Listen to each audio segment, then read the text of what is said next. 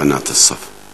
شفت هذا الشيخ الشايب اللي جاءوه اللي هو سب الله عندهم، ويقول ماذا جاء؟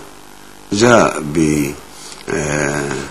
بفيلم مبتور يجلس فيه السيد محمد الخاتمي رئيس جمهورية إيران السابق ومجموعة من المعممين في جلسة، وكأنه الجو جو أخوي، فينتقدون بعض الحالات العامية، وهو ينتقد حالة عامية أنه شخص عامي أخذ يقرأ مجلس فرحة الزهراء سلام الله عليها بعرسها، وقال أنه النبي هو وداها إلى بيتها إلى بيت علي، وكان يجر بيده الحسن والحسين وخلف أمها خديجة، وضحك الآخرون. يعني عن جهل هذا المتكلم العامي أنه عندنا بعض الأشخاص القصاصين أو اللي يصعد منبر، بعضهم يكون جاهلا إلى حد أنه يقول بعرس الزهراء والنبي جار الحسن والحسين معه، وبعد الحسن والحسين ما ولدوا. فهذا قل يلا هذا جايب موضوع هذا، وتعالوا أعطوا رأيكم بكفر خاتمي لأنه مس بعرض رسول الله، بعرض بنت رسول الله. هذا فجور فجور.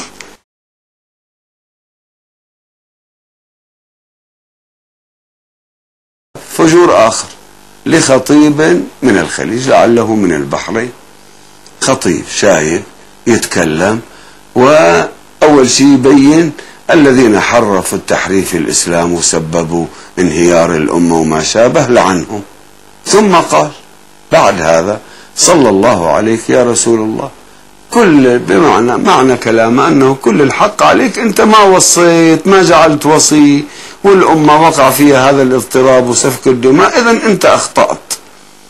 هذا ما قصده.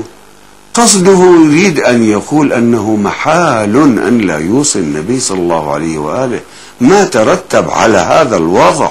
الخلافة اللي قامت بعده وخلافة الأمويين والعباسيين والشراكسة والمماليك والعثمانيين والمغول وغيرهم، هذه سببت ولاة الأمة. يقول له يا رسول الله أنت إذا أخطأت صلى الله عليك يا رسول، الخطأ الكبير خليت أمتك بلا راعي بلا إمام.